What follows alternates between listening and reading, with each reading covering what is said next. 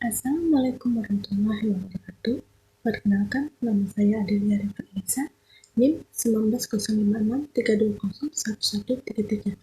Di sini saya akan menjelaskan sedikit tentang statistik dan model-model perencanaan pembangunan. Statistik merupakan satu bentuk informasi yang penting bagi penyusunan rencana dan kebijaksanaan pembangunan, maupun untuk mengukur hasil-hasil yang dicapai dalam pelaksanaan program-program pembangunan. Statistik mendukung pengembangan kemampuan penelitian ilmiah di dalam negeri karena informasi ini merupakan bahan dasar bagi kegiatan penelitian tersebut. Pengertian statistika menurut ahli, yaitu Supranto. Pengertian statistika adalah ilmu yang mempelajari cara pengumpulan, penyajian, menganalisis data, dan juga mengambil kesimpulan secara umum, yang mana berdasarkan atas hasil dari penelitian menyeluruh yang sudah dilakukan. Data dan informasi yang akurat serta terkini untuk menghasilkan perencanaan pembangunan yang baik sebagai dasar pengambilan keputusan maupun kebijakan pembangunan. Data dan informasi menurut pemanfaatannya dibagi menjadi data dasar, data sektoral, dan data khusus. Data dasar ditujukan untuk keperluan yang bersifat lebih luas, baik untuk pemerintah maupun masyarakat. Yang kedua itu data sektoral. Pemanfaatannya ditujukan untuk memenuhi kebutuhan instansi tertentu dalam rangka penyelenggaraan tugas pemerintahan dan pembangunan. Penyedia data dan informasinya adalah satuan perangkat kerja daerah di lingkungan pemerintah, daerah, dan lembaga negara. Yang ketiga yaitu data khusus, merupakan data dan informasi untuk memenuhi kebutuhan khusus dunia usaha, diselenggarakan oleh lembaga, organisasi, perorangan, atau unsur masyarakat. Perencanaan adalah suatu proses. Proses perencanaan merupakan rangkaian urutan rasional di dalam penyusunan rencana. Proses perencanaan mempunyai sifat-sifat sebagai berikut. Yang pertama, dapat disesuaikan dengan tujuan, dapat disesuaikan dengan keterbatasan yang ada, dapat dikembangkan sesuai dengan teknik dan kebutuhan tertentu.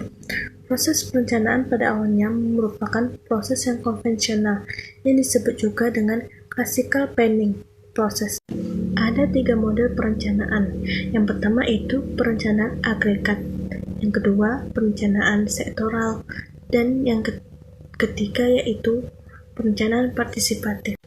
Perencanaan agregat ialah suatu hubungan antara perencanaan harian atau penjadwalan dengan perencanaan jangka panjang untuk menyusun rencana agregat.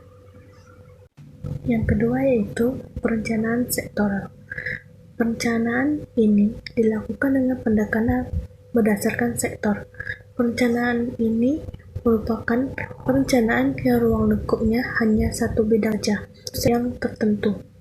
Misalnya pertanian, pendidikan, kesehatan, dan lainnya.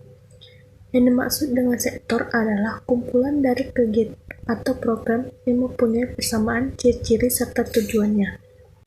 Yang ketiga itu perencanaan partisipatif. Perencanaan partisipatif adalah sebuah pendekatan untuk memberikan kesempatan bagi masyarakat terlibat secara langsung dalam proses pengambilan keputusan terkait urusan-urusan publik agar keputusan diambil memiliki dasar informasi yang mendekati sempurna. Dalam perencanaan, input merupakan data-data atau informasi, output merupakan produk perencanaan atau rencana, sedangkan proses atau analisis merupakan keterkaitan data atau informasi untuk menghasilkan produk rencana. Adapun tujuan perencanaan yaitu untuk memberikan pengarahan baik untuk manajer maupun karyawan non-manajerial. Dengan rencana, karyawan dapat mengetahui apa yang harus mereka capai, dan siapa mereka harus bekerja sama, dan apa yang harus dilakukan untuk mencapai tujuan organisasi. Tanpa rencana, departemen dan individual mungkin akan bekerja sendiri-sendiri secara serampangan, sehingga organisasi kurang efisien. Tujuan kedua yaitu untuk mengurangi ketidakpastian. Yang ketiga, untuk meminimalisir pemborosan. Baik, sekian dari saya. Terlebih dan kurang mohon dimaafkan. Wabillahi taufiq hidayah. Wassalamualaikum warahmatullahi wabarakatuh.